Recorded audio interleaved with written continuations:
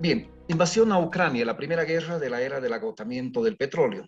Buenos días, buenas tardes, buenas noches. Hoy analizamos nuevamente la guerra Rusia-Ucrania, pero desde la perspectiva de los recursos naturales, desde la perspectiva de la energía cada vez más escasos en el mundo.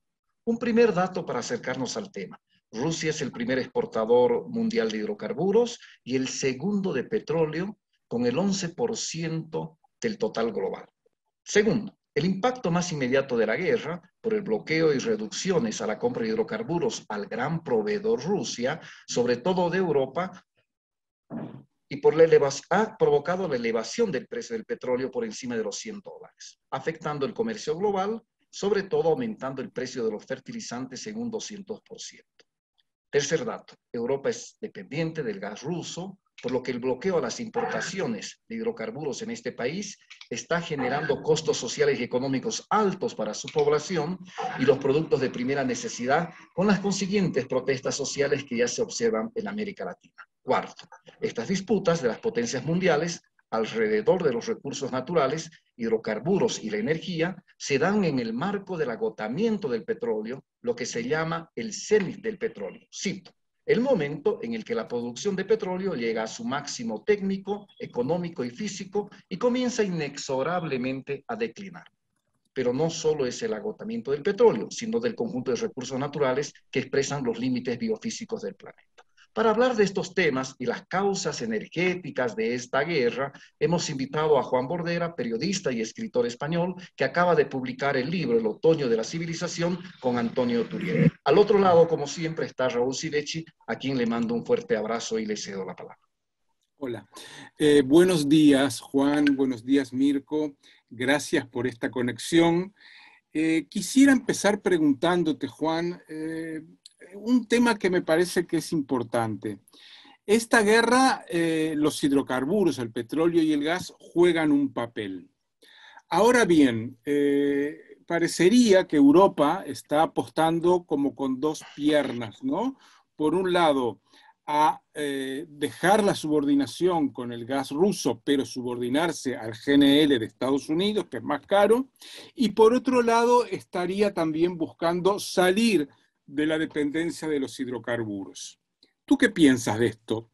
¿Alguna de las dos propuestas es sensata o en realidad habría que ir por un tercer camino que suponga un decrecimiento serio del uso de energía, ¿verdad? O sea, ¿cómo es posible en este momento que hay guerra además, que hay una situación geopolítica muy compleja y de competencia fuerte, potenciar un decrecimiento en el uso de la energía? Pues completamente. Bueno, primero gracias por la invitación, un honor estar aquí con ustedes, con Raúl, a quien he seguido mucho tiempo. Yo creo que en el caso de Europa sí que es verdad que hay como una mentalidad un poco bipolar, que a veces parece que se quiere uno librar de la influencia rusa, pero a su vez también ha habido intentos muy evidentes por parte de Estados Unidos de dinamitar precisamente las relaciones entre una parte de Europa, Alemania y Rusia, con el Nord Stream 2, con ¿no? Esta manera que tenía Europa precisamente de no depender tanto de un gas licuado estadounidense que Estados Unidos no tendría dónde venderlo. Si no fuera porque está Europa, es decir, la clave un poco de todo esto que está ocurriendo y por qué tan beneficiado está Estados Unidos, y esto genera muchas suspicacias, ¿no? Estados Unidos solo podía venderle el gas natural, el gas licuado a Europa, a este precio que ellos necesitan para sostener su industria. Entonces les ha venido muy bien este conflicto. Por otro lado, es verdad que Europa sí que necesita salirse de este esquema por varias razones, pero la principal de todas ellas es porque digamos, las tasas de extracción, la rentabilidad, ¿no? La tasa de retorno energético de estos combustibles fósiles cada vez es peor, cada vez es más baja, y aunque tengamos cerca a Rusia o a Argelia, que es el caso, por ejemplo, España no tiene una dependencia directa de Rusia, la tiene de Argelia, que la tiene más cerca, ¿no? Pero en cualquier caso estamos un poco anclados a esta situación de crecimiento forzoso, que ahora te permite un poco ver las dos vías, que es un poco lo que contábamos en el libro este del otoño, ¿no? De o adaptarnos a los límites y asumir una especie de economía, de estado estacionario, que puede ir encaminándonos hacia el decrecimiento, o asumir una caída, que por eso la jugada de llamarlo otoño porque a la vez otoño en inglés, el idioma del imperio, en el inglés americano, es o otoño o caída. Y esa es un poco la disyuntiva en la que está, pues bueno, en el caso europeo es muy evidente, pero yo creo que va a ser bastante generalizado a medida que vayan pasando los años. Ahora, hay como una utopía, yo te voy a provocar un poco en un par de cosas porque me parece que es más interesante. Hay como una utopía entre los que estamos contra este sistema contaminante, derrochador de recursos, de bienes comunes. Hay como una utopía de pensar que podemos transitar de las energías, de los combustibles fósiles, a energías alternativas sin que haya ningún cambio en el consumo, ¿verdad? O sea, consumimos la misma cantidad de energía, pero entonces la creamos en vez de con combustibles fósiles a través de la energía eólica o la energía solar o lo que fuere. Tú hablas también, claro, de decrecimiento, ¿verdad? Que ya es un concepto mucho más profundo. Lo que no es sustentable es el petróleo y el gas, o sea, los hidrocarburos, pero tampoco los niveles actuales de consumo. ¿Estoy en lo cierto? ¿Cómo podemos manejarlo? Absolutamente. De hecho, es el debate crucial. Ahora mismo los combustibles fósiles, si hablamos de energía primaria, proveen el 90% del consumo global. Esto es insustituible con energías renovables. Esta es la realidad. Por eso se habla, sobre todo en Occidente, de crecimiento como un concepto que además no es ya como algo etéreo que digan 4 ecologistas. Lo dice el informe más importante digamos, de la comunidad climática, que es el informe del IPCC. Lo recoge 28 veces la palabra de crecimiento en el informe del grupo 3, 28 o 27 también en el grupo 2. O sea, es un término que cada vez tiene más importancia porque la transición a energías renovables tiene varios problemas. Es decir, o sea, obligatoriamente lo vamos a tener que hacer, porque digamos que el problema climático es como mínimo igual de grave que el energético, ¿no? Son dos problemas que se interrelacionan mucho. Pero lo que sí que nos marca son unos límites muy claros, porque para empezar, las energías renovables, los dispositivos de captación de energías renovables se construyen y se fabrican con combustibles fósiles. La extracción del neodimio, del litio, del cobalto necesita de combustibles fósiles. Se tienen que renovar. Es decir, las energías renovables cada 25, cada 30 años tienes que cambiar la placa, el molino, ¿no? Entonces, pues bueno, nos marcan esta, ¿no?, situación de o asumimos cuáles son los límites del planeta y que esta idea un poco estúpida de crecer eternamente en un planeta finito no se sostiene por ningún lado, o nos vamos a encontrar cada vez más con problemas recurrentes que nos sitúan en un conflicto que yo creo que es de crisis de civilización, que se puede encaminar muy mal hacia pues cada vez más estados fallidos, cada vez más países que se quedan un poco fuera de la semiperiferia y directamente van a la periferia ya. Y esto, pues bueno, si se gestiona bien, según los estudios que yo considero más fiables, tendríamos alrededor del 30 o el 50% de la energía que hoy disfrutamos con fuentes renovables, lo cual es muchísima energía, pero como tú muy bien indicabas, hay que cambiar el modelo de consumo, hay que cambiar el modelo de producción, habría que gestionar quizá el modelo de propiedad también de otra manera, porque, pues, por ejemplo, un ejemplo que se suele decir es, pues igual no hace falta tener 50 lavadoras cada uno en su piso, si se tiene un bloque de pisos y hay 5 o 7 o 10 lavadoras para todo el mundo y se pueden organizar turnos. El modelo de propiedad del vehículo, por supuesto, va a cambiar porque es que literalmente no hay litio, cobalto suficiente como para hacer la transición a todos los vehículos que actualmente hay en el mundo, coche eléctrico, ¿no? Esto no se puede sostener, además de que aún presionaría más el generar electricidad, que no se ha conseguido aún ni siquiera que toda la electricidad sea de fuentes renovables. Se sigue usando carbón, se sigue usando gas, y de hecho hay una cosa que acaba de salir hace unos días en Europa, que es un plan que se llama el Repower EU, que es como la especie de adaptación que quiere hacer la Unión Europea a raíz de esta nueva situación que ha generado el conflicto de la guerra de Ucrania.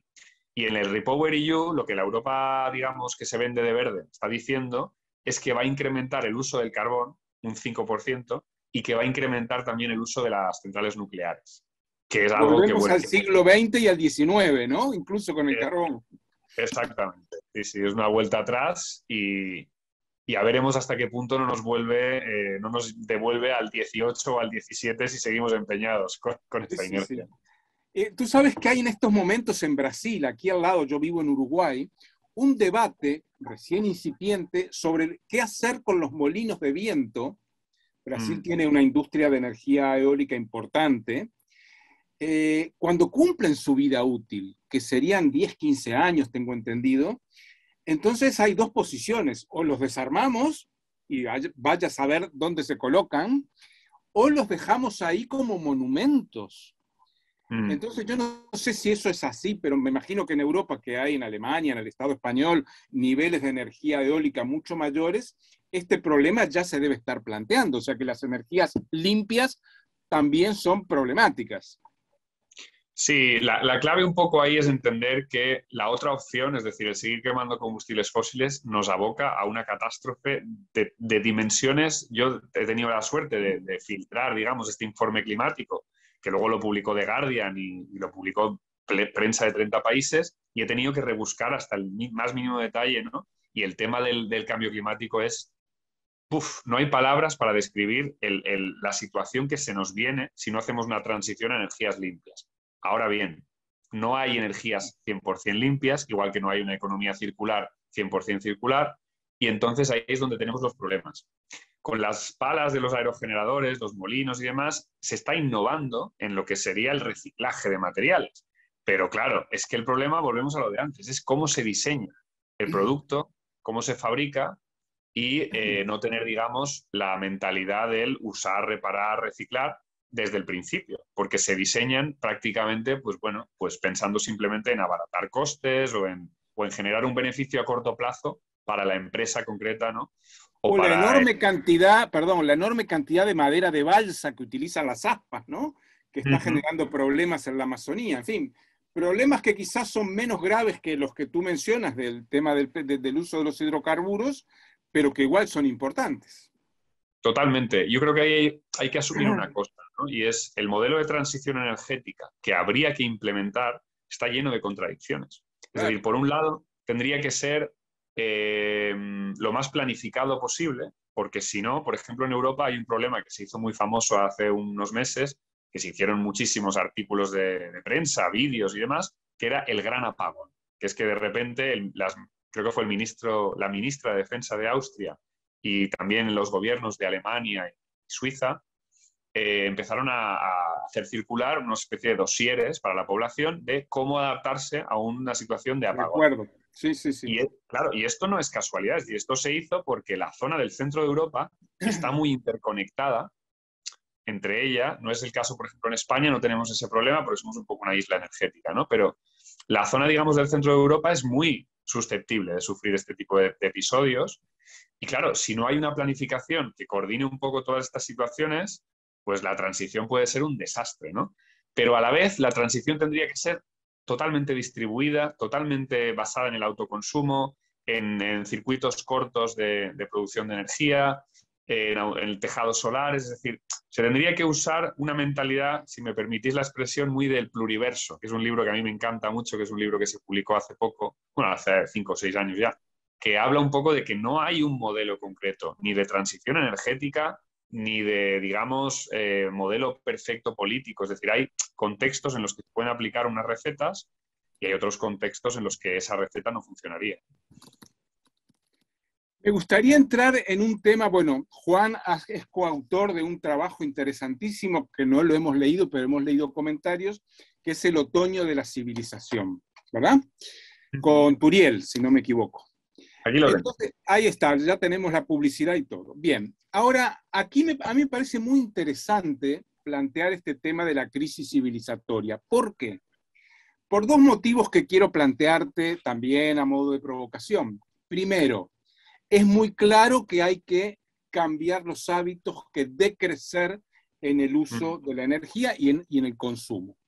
Ahora, nadie va a ganar elecciones, ningún partido, tú y yo nos ponemos ahora de candidato diciendo, señora vecina, consuma menos, gaste menos, señora vecina, vuelva a la austeridad de épocas, etcétera, ¿verdad? Nadie va a ganar elecciones así. Entonces, lo que te estoy planteando es que hay un límite que tiene que ver con lo que entendemos por democracia, ¿verdad? Porque por democracia entendemos democracia electoral. Entonces, aquí hay un problema. Quizá tengamos que llegar, esto que voy a decir es más provocación que todavía, a una suerte de autoritarismo ilustrado en el cual diga, esto no, porque si no mañana nos morimos todos. Bueno, un sociólogo conocido en Bolivia, Félix Pazzi, un día hablando de la comunidad indígena, me dice, tú estás equivocado, la comunidad no es democrática, es un autoritarismo consensuado. Porque si no nos matamos, claro. Entonces, esto de la democracia electoral, que es otra discusión, es un tema a discutir como uno de los problemas que necesitaría el decrecimiento. El segundo problema es lo militar y lo geopolítico. Sabemos que el Pentágono es la institución del mundo más contaminante y de las más consumidoras de hidrocarburos. Entonces, el segundo límite que te planteo, podemos verlo en dos etapas, esta discusión, es que en una época de gran competencia geopolítica, Estados Unidos, China, China, Estados Unidos, Oriente-Occidente, Occidente-Oriente, en el cual lo militar parece que va a jugar, y está jugando ya desde hace tiempo, un papel importante. ¿Cómo manejamos este decrecimiento en el uso de la energía cuando las principales potencias del mundo justamente están en un camino inverso? En fin, te quería plantear estos dos problemas que creo que son objetivos, y cómo los enfrentarías tú, ¿qué nos dirías? Bueno, son dos melones que se diría aquí, hay que abrir dos buenos melones, ¿no? Son dos temas muy complejos, pero sí tiene gracia porque justo en el libro tratamos uno de ellos, yo creo que con bastante profusión, y luego hay otro que justo acabamos de sacar, bueno, acabamos de escribir el artículo que aún no ha salido, que habla un poco de esta historia de lo militar. Así que, a ver, por partes. El tema político, estoy completamente de acuerdo contigo que hay un problema de base y quizás nos está, lo que decías tú, nos está marcando los límites de lo que se consideraba la manera de hacer política actual. Pero están habiendo iniciativas que yo creo que, por ejemplo, en el caso europeo, la más llamativa y esperanzadora tiene que ver con las asambleas ciudadanas, que es algo que de repente Macron se sacó de la chistera porque una asociación le propuso tal, pero era porque quería desembarazarse precisamente de una revuelta popular, que eran los chalecos amarillos. Entonces, la manera que tenía Macron es, bueno, pues ahora elegid vosotros, a ver qué sugerís. Bueno, pues de esa Asamblea Ciudadana, que son 150 personas en el caso de Francia, 100 en el caso de la española, que acaba de terminar esta semana y hemos publicado textos hablando de las conclusiones, tenemos una situación muy clara y es que 150 personas elegidas por sorteo y asesoradas por expertos y expertas de mucho nivel siempre se van a atrever a proponer cosas mucho más valientes de las que se puede atrever a proponer ningún partido político, porque al final lo que tú dices son esclavos de los votos y sobre todo son esclavos de los lobbies económicos que al final les van a dirigir, no, pues mira, hasta aquí, ¿no?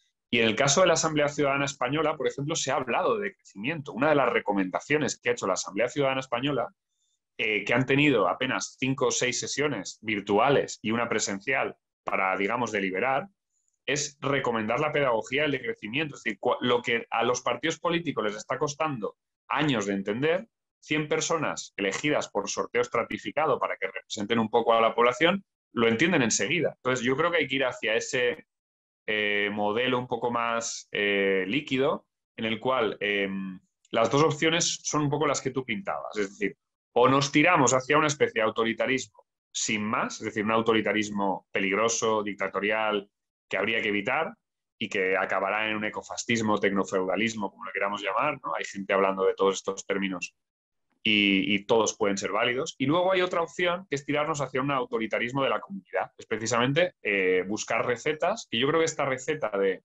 gente elegida por sorteo, asesorada por expertos, permite juntar lo mejor de los dos mundos, digamos, ¿no? De la aparente función de la meritocracia y de la democracia participativa desde abajo. Y es tener a gente asesorando para que luego las decisiones representen un poco al común de la sociedad.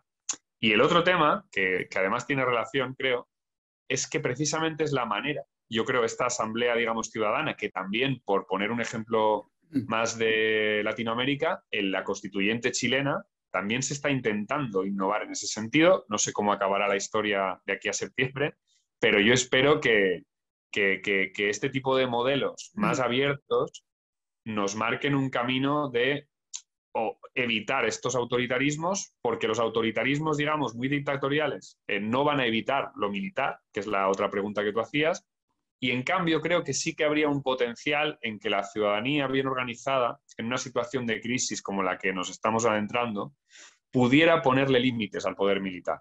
Porque si no lo hacemos, el poder militar obviamente no va a reducirse, ¿no? Hemos generado un monstruo tremendo, es verdad, lo que comentabas del Pentágono. El otro día leía un dato que ahora no me acuerdo, ¿no?, de la cantidad de emisiones que genera la industria militar estadounidense y, bueno, el superior creo que era, solo tiene como 49 países por encima. El 50 o por ahí sería ya el ejército estadounidense.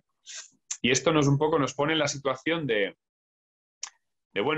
asumir que como es el problema de la autopreservación, es decir, la industria militar va a luchar por autopreservarse y solo un poder organizado popular desde abajo con la fuerza suficiente podría ponerle freno a esto, porque si no, obviamente, van a encontrar siempre una excusa para generar una situación en la que puedan sacar el excedente de armas, ¿no?, a pasear. Y entonces, pues bueno, creo que de alguna manera se relacionan. El poder político desde abajo es la única manera de evitar que sigamos enfrentándonos cada vez en más conflictos que además nos sitúan en la imposibilidad de enfrentar el otro problemón, que es el problema climático, porque el climático no entiende de fronteras.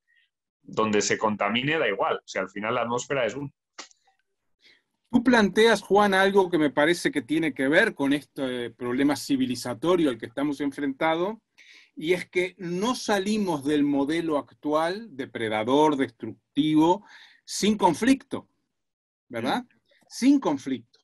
El tema es que nosotros, quienes pensamos más o menos de este modo, apostamos a un conflicto entre la sociedad civil organizada y los poderes fácticos. No apostamos a un conflicto geopolítico, ¿verdad? Yo sí creo que la geopolítica nos aplasta como ciudadanos, como personas. Nosotros apostamos a que si hay un conflicto, sea la emergencia de un poder democrático de base, lo que tú has dicho, frente a lo otro. Y eso me parece que es muy realista, muy necesario, porque también uno de los problemas que tiene la civilización actual es la utopía de que podemos resolver los problemas sin esfuerzo, sin conflicto.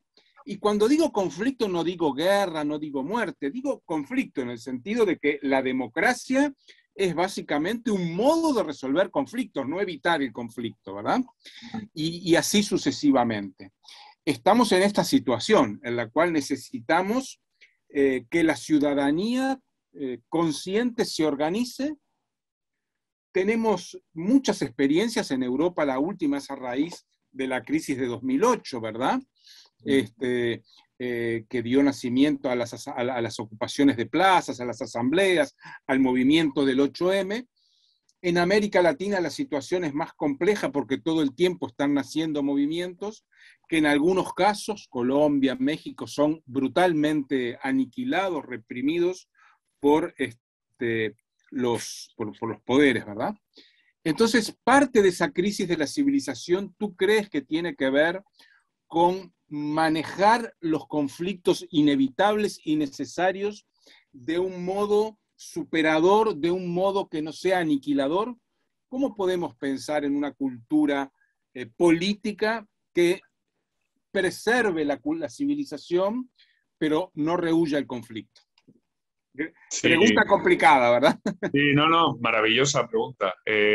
Yo siempre he pensado, y a raíz de, por ejemplo, esto que ocurrió en Chile y de lo que ha ocurrido aquí en España también, ¿no?, que para generar un nuevo orden necesitas un poco de caos previamente. Es decir, que un orden establecido que tiene el poder bien agarradito no va a soltarlo si no hay una presión social, si no hay un caos que pueda ser creativo. Es decir, es que el caos puede ser creativo, bien gestionado. La cuestión es que es un arma de doble filo, muy peligrosa, porque una vez abres esa puerta, todo entra, ¿no? Todo cabe. Y entonces ahí es donde es imprescindible tener bien preparada a la sociedad con, pues bueno, por ejemplo, el caso que comentabas, hay algo que yo siempre he considerado esto muy simbólico, ¿no? El 15 de mayo de 2011, que es el momento en el que se inicia el movimiento del 15M en España, que luego es un poco el que da pie a los Occupy London y Occupy Berlín y Occupy Wall Street, que bueno, que nosotros bebíamos también de la Plaza Tahrir en Egipto y de Túnez, por supuesto, ¿no? Esta oleada empieza el 15 de mayo de 2011 y el 15 de mayo de 2021, 10 años después, es cuando gana la constituyente, las elecciones de la constituyente chilena, ¿no?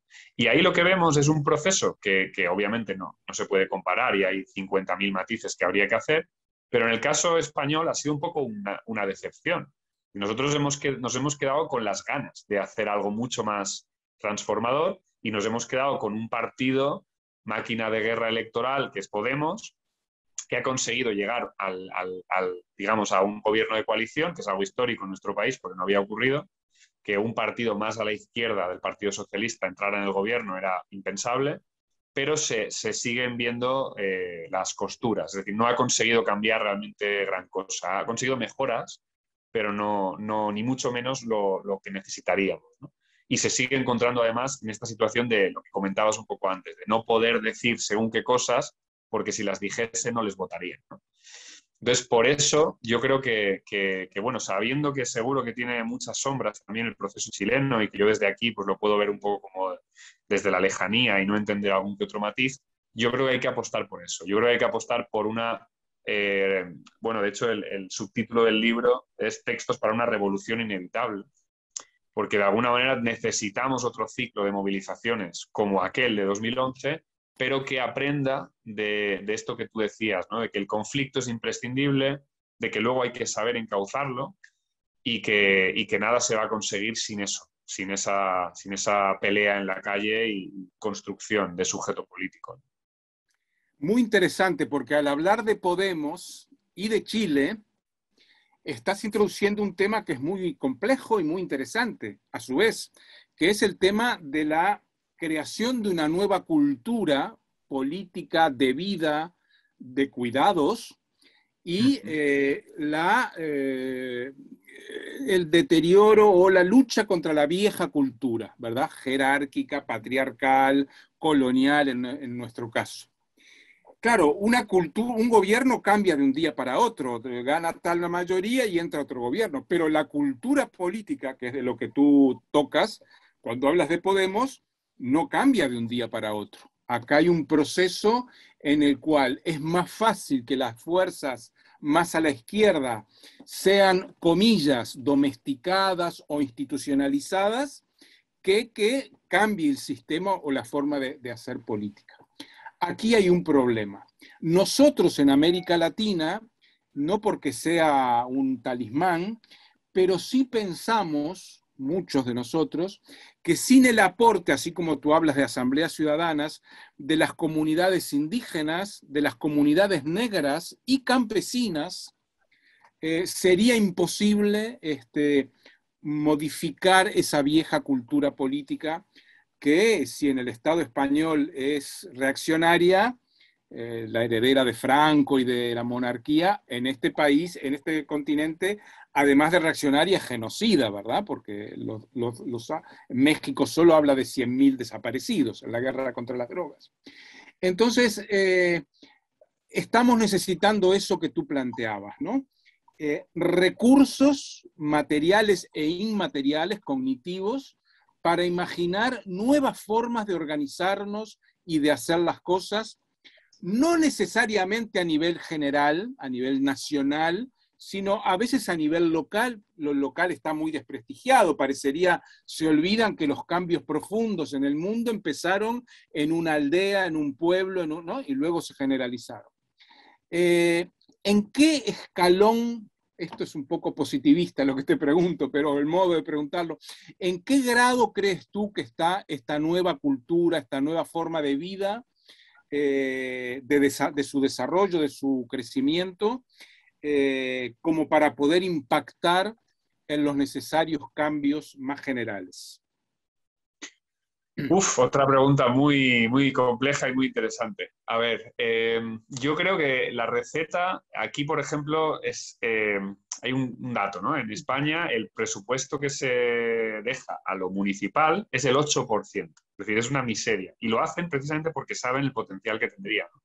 Entonces, aquí yo creo que, de hecho, la experiencia municipalista en algunas ciudades de España ha sido muchísimo más positiva que lo que ha conseguido cambiar el gran partido máquina electoral, ¿no? Y eso también te dice algo, ¿no? De la potencialidad que tiene.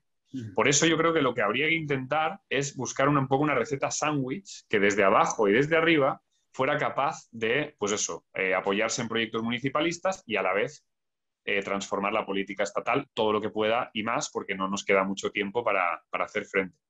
Y hay dos ideas más que quería comentar al respecto. Una es que es verdad que, por ejemplo, el cambio cultural, la mentalidad que tendríamos que cambiar es precisamente la que en ese sentido Chile está abanderando, ¿no? Creo que es la primera constitución a lo largo de la historia de la humanidad que va a ser paritaria entre hombres y mujeres, que además va a incorporar una serie de voces indígenas que en Europa, por ejemplo, esto no se entiende muy bien aún, pero son los que nos están salvando, literalmente, porque el 80% de la biodiversidad, que es la que está evitando las pandemias, que es la que está haciendo que el cambio climático no sea grave, la sostiene el 5% de la población, que son los pueblos indígenas, ¿no?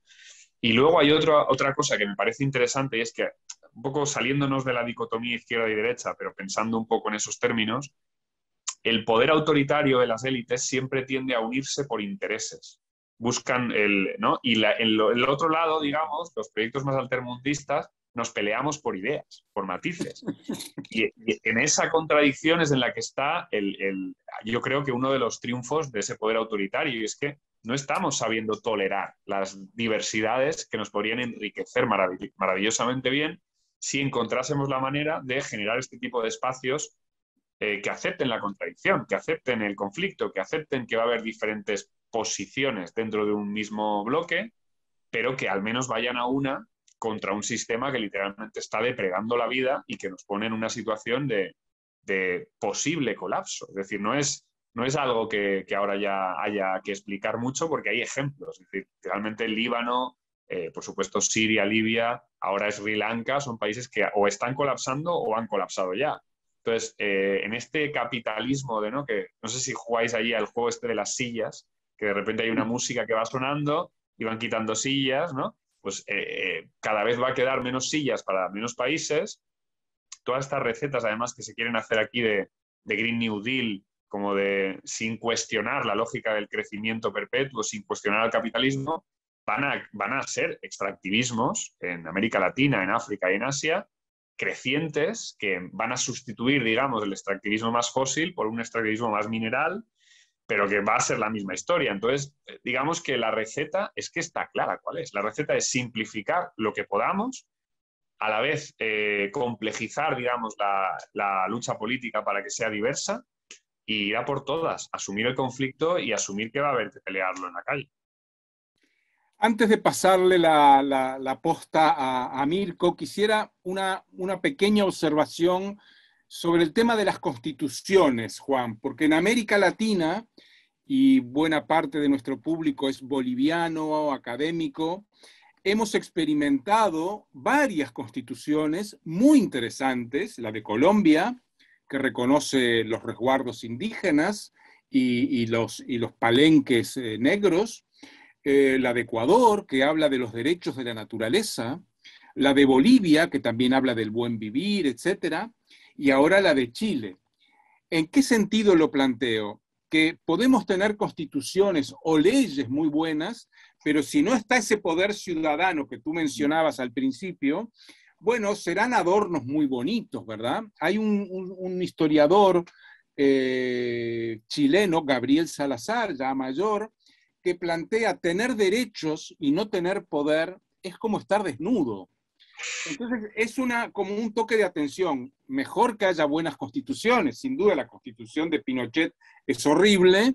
Esta, en el peor de los casos, recoge cosas muy interesantes en el terreno del agua, de los bienes comunes, de la plurinacionalidad, pero que con eso no alcanza.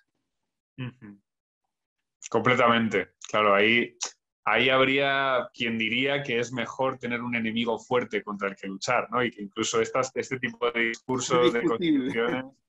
Sí, claro.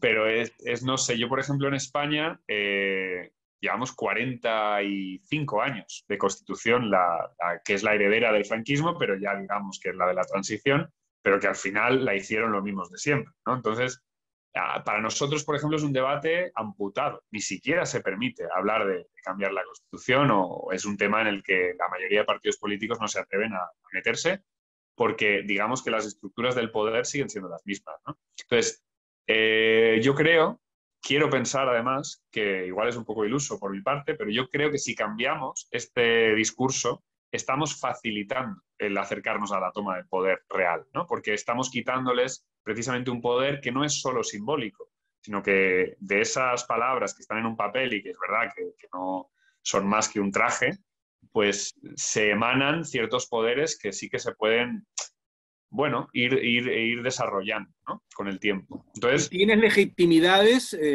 para reclamar ciertas cosas, ¿no? exactamente. O sea, yo creo que es un paso en la dirección correcta y sobre todo creo que es un paso que es ineludible. Es decir, que en algún momento eh, lo vas a tener que hacer y te va a legitimar a permitirte luego otras opciones, ¿no? Es aquello de que un ser humano no entiende más allá de una elección y a partir de esa elección ya no sabe lo que va a venir después. Yo elijo que creo que hay que cambiar eso y rápido y que es, de alguna manera, la clave es que te sirva para generar ese poder popular y que no te lo desactive, que no te Claro. lo, bueno, esto ya está todo hecho, ¿no? Con cambiar la Constitución. Ese es un poco el dilema. Muy bien, muchas gracias, Juan. Mirko, tú querrás Dos, preguntar. dos preguntitas, Juan. Han abordado la parte política, las salidas y ese diagnóstico aterrador de mayores disputas por los recursos naturales. Pero creo que nos hemos pasado explicar el concepto que tú utilizas de descenso energético para que la gente lo pueda entender. ¿A qué te refieres con descenso energético, agotamiento del petróleo, que es el nombre de esta conversación? Claro, nosotros bebemos del discurso del pico del petróleo, peak oil, cenit del petróleo, y de ahí un poco haciendo un poco una siguiente jugada, digamos, un siguiente paso a ese discurso, hablamos de la era del descenso energético, porque el pico del petróleo convencional, que es el que realmente es el petróleo de calidad, ocurrió ya en 2006, esto lo certificó la Agencia Internacional de la Energía, pero es que en 2018 se certificó el pico de todos los combustibles fósiles, digamos, ¿no? De todos los líquidos del petróleo. A partir de ahí, lo que estamos viendo ya es un descenso muy pronunciado en la posibilidad de refinar diésel, porque no todos los petróleos sirven para hacer diésel, y un descenso un poco más suave en el resto de combustibles fósiles. Pero es que además tenemos otro problema añadido ahí y es que, bueno, obviamente hay que abandonar el carbón porque es la fuente, digamos, más sucia de las tres, del carbón, petróleo y gas, pero es que además todos estos recursos, carbón, petróleo y gas, no es que se acaben, que también, es que va a haber una parte de esos combustibles fósiles que no vamos a poder extraer del subsuelo, porque si a ti te cuesta un barril de petróleo, extraer un barril de petróleo, ese barril de petróleo ya es imposible de extraer sin que tenga una rentabilidad energética, ¿no? Entonces, una parte importante de las reservas, que se suelen calcular como quedan no sé cuántos millones de barriles, bueno, pues va a haber una parte de esas reservas que no van a ser posible extraerlas. Con lo cual, el descenso, hay una frase de Séneca que un autor italiano que se llama Ugo Bardi está ahora reutilizando mucho en muchos escritos, que es como el ascenso es paulatino, el descenso es muy rápido, ¿no? Es decir, y con esto describe un poco el efecto Séneca, que vendría a ser pues es una ascendencia relativamente lenta y una caída mucho más abrupta, que es más o menos lo que ya estamos viendo con los sistemas energéticos bueno, de gran parte del mundo, ¿no? Es decir, la mayoría de los pozos de petróleo ya han tocado techo y a partir de ahí pues lo que se puede hacer es sostener una especie ¿no? de crecimiento también en la producción y las alternativas que nos quedan, o sea, realmente son pavorosas porque son con unos efectos medioambientales terribles, veas el fracking, o directamente suicidas, como es ir a buscar el poco petróleo que pueda quedar en el Ártico, que algo quedará, claro que sí, pero ¿a qué precio lo vamos a hacer? Es decir, literalmente, yo creo que es que a veces el tema energético no se entrelaza todo lo que debería con el tema climático y viceversa, pero no hay una solución que nos permita gestionar estos dos problemas a la vez. Si queremos arreglar el problema climático, vamos a descender más rápido en el energético y viceversa. Con lo cual, esto nos sitúa en esta era del descenso energético que va a ser rápida, que la podemos gestionar muy bien con la transición hacia renovables, digamos, asentándonos en el territorio, volviendo a usar renovables no eléctricas, que son las más eficientes. O podemos intentar seguir con esta especie de inercia de tecnooptimismo, de que siempre va a haber algo que va a venir al rescate, que es lo que está haciendo, por ejemplo, la Unión Europea, apostándolo todo al hidrógeno, que es un vector energético que tiene unas pérdidas tremendas, o apostándolo todo a la que de repente igual la fusión nuclear va a aparecer, y al final esto nos encamina a sostener estos ideales un poco del mito del progreso y del tecnooptimismo, que son precisamente los que nos han llevado a esta encrucijada, ¿no? Juan, para terminar, prospectas una crisis alimentaria. Está clara la dependencia entre recursos energéticos que se van agotando y su influencia en la producción de alimentos, por un lado. Pero al mismo tiempo, en términos políticos, anuncias el retorno de gobiernos autoritarios en Europa, debido a la crisis de estas clases sociales que se han acostumbrado a un supuesto bienestar que no era real. ¿Cómo analizas esta situación tan dramática que ya la tenemos a la vista? Sí, nosotros precisamente en el texto un poco que da nombre al libro, que realmente es un artículo que funcionó muy bien y que tuvo tanta repercusión que nos llovieron un par de ofertas para hacerlo libro. El texto se llama El otoño de la civilización y se puede encontrar gratuitamente en Internet. Ahí ya describíamos qué es lo que querríamos proponer para evitar precisamente esta situación de caos, que es inevitable que se produzca a medida que el aumento del precio de la energía acabe afectando al precio de los alimentos, que es algo que ya estamos viendo. Y la solución está muy clara. La solución es simplificar, precisamente, ¿no? Hay un autor que se llama Luis González Reyes, que lo llama el triaje civilizatorio, en el sentido de que tienes que elegir qué sostienes, porque si te quedas con todo lo que, digamos, has producido, has generado, digamos, una serie de sistemas complejos, el peso de esos propios sistemas complejos te puede hacer colapsar. Entonces, lo que hay que hacer es, digamos, fortalecer el sistema alimentario, hacerlo mucho más resistente a estas crisis de la energía, porque inevitablemente van a tener que salirse de este esquema que inició en los 70, ¿no? Con la Revolución Verde, y hacer depender tanto a la industria agroalimentaria del petróleo. Es decir, tenemos que salirnos de esto, tenemos que asegurar el suministro de agua potable, tenemos que asegurar, digamos, la educación, la sanidad, y igual hay una parte de... No, igual no. Por supuesto que hay una parte de los sistemas industriales que no vamos a poder sostener porque tampoco son tan prioritarios. Por ejemplo, se me ocurre, pues por supuesto, la industria militar o en parte también la del transporte, ¿no? Porque, por ejemplo, los vuelos en aviación pues van a ir también decayendo y más nos vale. Porque además el queroseno que usan los aviones también se refina a partir del diésel. O sea, digamos que está todo tan relacionado que una vez ves, digamos, el mapa completo de la situación, la única solución es un decrecimiento rápido en los países ricos, una estabilización en los países, digamos, más de semiperiferia, y que países que no han tenido la oportunidad y que están en la periferia puedan crecer aún, porque no es un decrecimiento para todo. Es un decrecimiento sobre todo para la élite, que además hay un dato que no me quiero olvidar de decir, que lo hemos sacado en algún sitio, y es, en los últimos 2 años, las 10 personas más ricas del mundo han doblado su patrimonio, mientras el 99% de las personas del mundo perdíamos riqueza, perdíamos poder adquisitivo. Esto es lo que está haciendo el sistema actual. Y nos están convenciendo, incluso a través de los medios de comunicación, intentándolo, de que es el mejor sistema posible. No lo es, y no solo no lo es, sino que es el peor sistema posible. Y entonces, cuando generemos este discurso de poder popular, quizá pues nos podamos adaptar maravillosamente a una era que, como decía un poco Yayo Herrero, precisamente la antropóloga española en el prólogo, no es que nos lleve a un invierno de la civilización y ya está, y se acabó. Es una época, digamos, más dura, pero que nos puede llevar a una nueva primavera en la que la civilización sea lo que realmente debería haber sido. Y es una civilización cooperativa, basada en los límites que tiene el propio planeta y que permita a la vida florecer como debería. Querido Raúl, ¿algo más? No, agradecer a Juan. Yo espero realmente que los egos humanos nos permitan cambiar, soltar cosas, soltar riqueza, soltar protagonismo, soltar ego, y que estos cambios puedan ir creciendo antes de que el Titanic empiece a hundirse, ¿verdad? No soy muy optimista, deseo serlo porque tengo hijos, pero no soy muy optimista, aunque creo que uno puede ser razonablemente esperanzado, porque no somos solo 4 en el mundo, somos minoría, pero no somos ya marginales. Muchas gracias, Juan. Muchas A gracias, Juan. vosotros. Un gusto. Muchas gracias. Un honor.